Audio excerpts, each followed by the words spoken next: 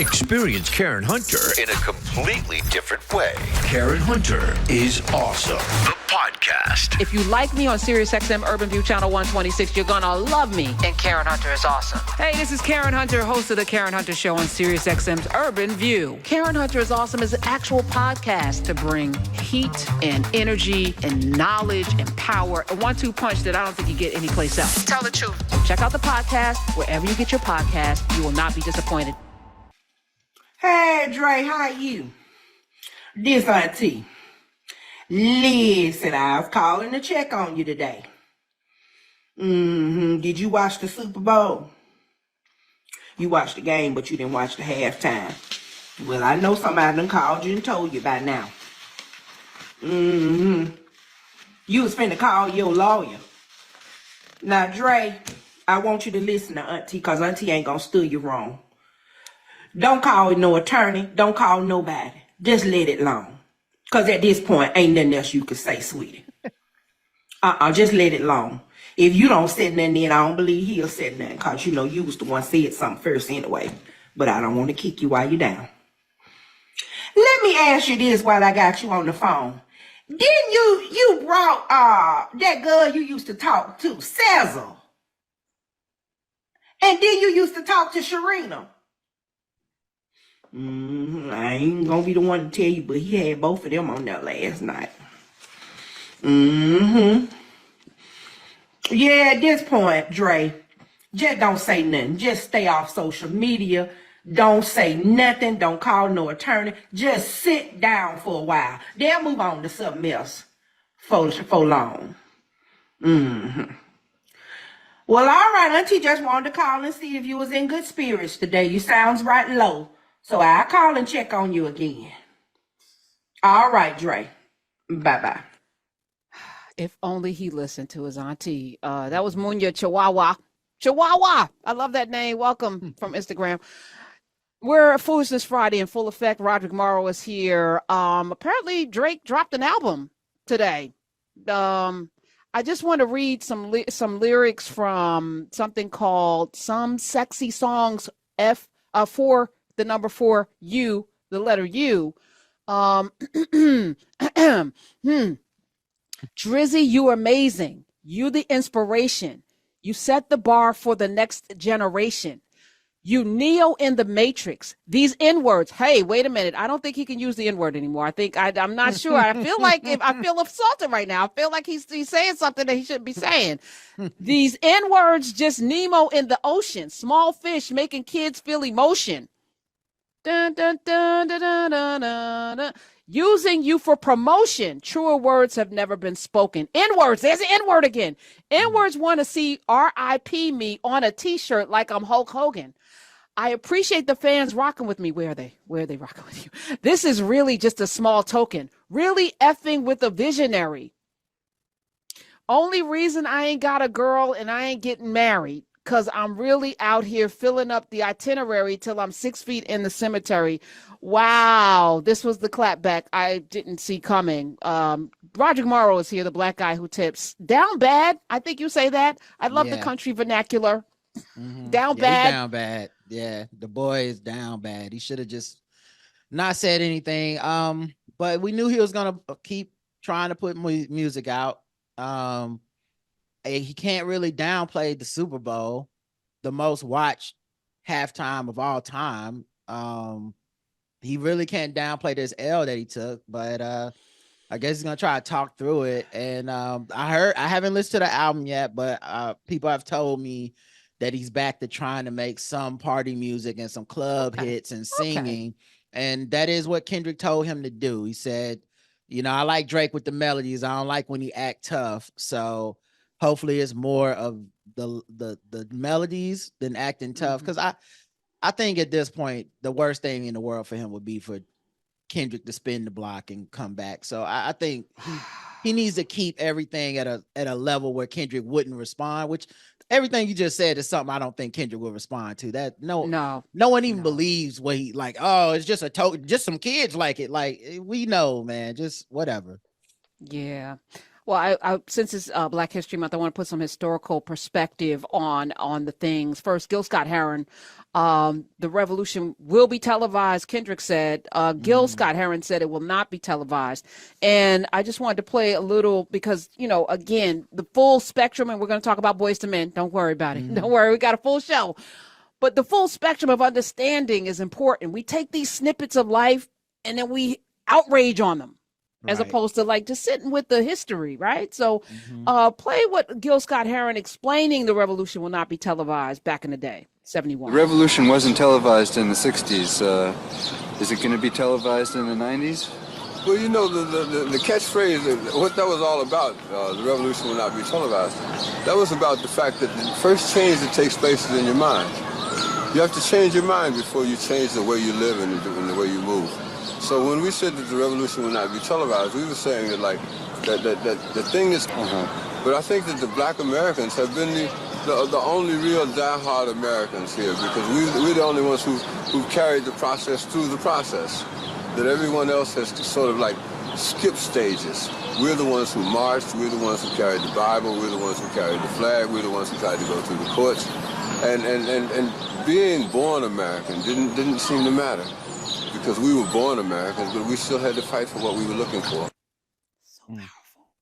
And you know that Kendrick studied Gil because Gil Scott-Heron said right page, wrong note. Kendrick said right time, wrong guy. You know that he knows some stuff. That's why he's my fave, man. Oh, my goodness. I also want to pull, all's my lives I had to fight. Now, you knew that immediately that was Alice Walker, The Color Purple, right? Yep. Okay. Well, Charlie Rose interviewed. Was it Charlie Rose? No. It was, who interviewed? Oh, Ari Melber interviewed the great Alice Walker, who wrote The Color Purple, and recited, because he's a lyrical genius, Ari Melber. Anyway. They not like us. Okay. Play the interview. You have a Pulitzer Prize. Kendrick Lamar is a young musician, the first rapper to win a Pulitzer Prize ever this past year. And I want to play for you something from one of his songs in a video that echoes your work. Take a look. All's my life I has to fight. If God got us, we're going to be all right. Have you heard him quote you before? No. You've never seen that? No. And he's big. He's not Alice Walker big, but he's big. Well, I'm happy for him. What do you think about the way he's using your work, All's My Life I Had to Fight? Well, I think he's understanding that is the truth of it, especially for poor people and for people of color in this country. We've had to fight all of our lives. And it's a good thing that we can talk to each other across generations. All my life I had to fight.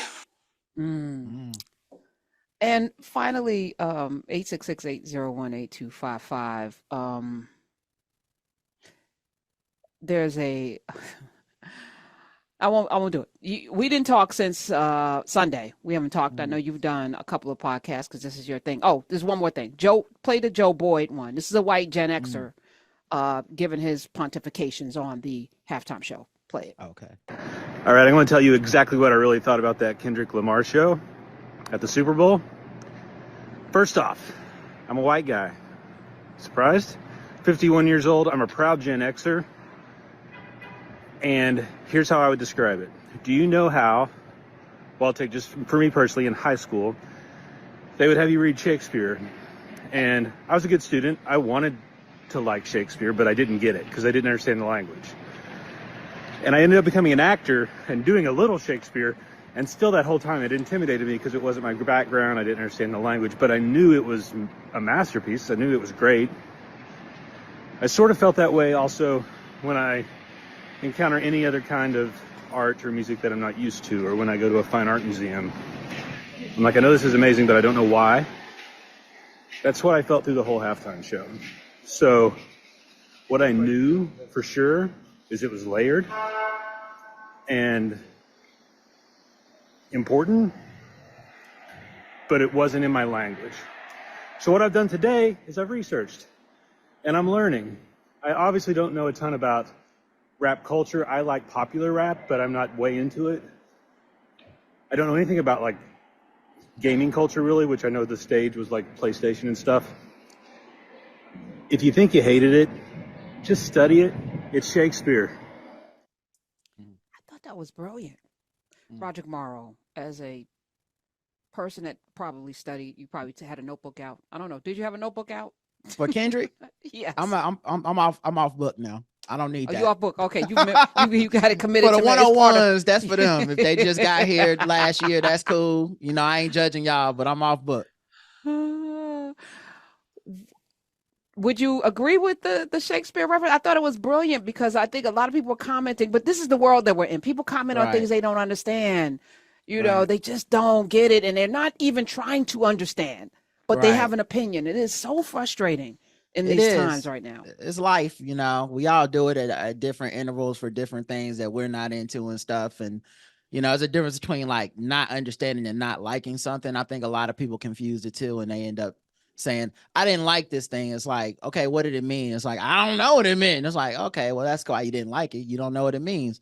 But I love this show. I thought it was very deep. But I think all his performances are like that. Like it's gonna be like that when you see him in a concert. So, and the only thing I think that the only critique that I understand are the people that felt like it wasn't a big enough show, like they wanted bigger, more of a stadium feel.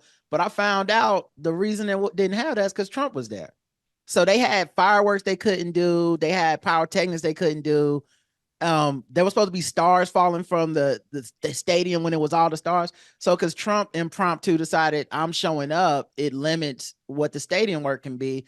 So if that's your one critique, which I understand, it's not my critique, but well, there you go, guys. Like, so if he would have had the fireworks, I would have been like, oh my God, the energy level is so high. And I feel like that's the only thing that I heard that I thought I would entertain. The rest of it, I think, is just garbage critique of it, and a lot of it is just people being mad that it's a black person made something on the biggest stage in the world for black people, and he wasn't really concerned about everybody else. Like, if you didn't get it, you didn't get it, and he's totally comfortable going back to Compton, going back to his home, to his family, and being Kendrick Lamar, the father, and not really worried about if y'all want to keep listening to his music or not.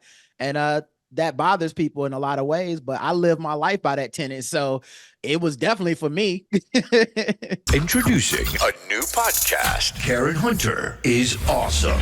If you like me on SiriusXM Urban View Channel 126, you're gonna love me in Karen Hunter is Awesome. Hey, this is Karen Hunter, host of the Karen Hunter Show on SiriusXM's Urban View. Karen Hunter is Awesome is an actual podcast to bring heat and energy and knowledge and power, a 1-2 punch that I don't think you get anyplace else. Tell the truth. So check out the podcast wherever you get your podcast. You will not be disappointed. Karen Hunter is Awesome, a new podcast from Karen Hunter.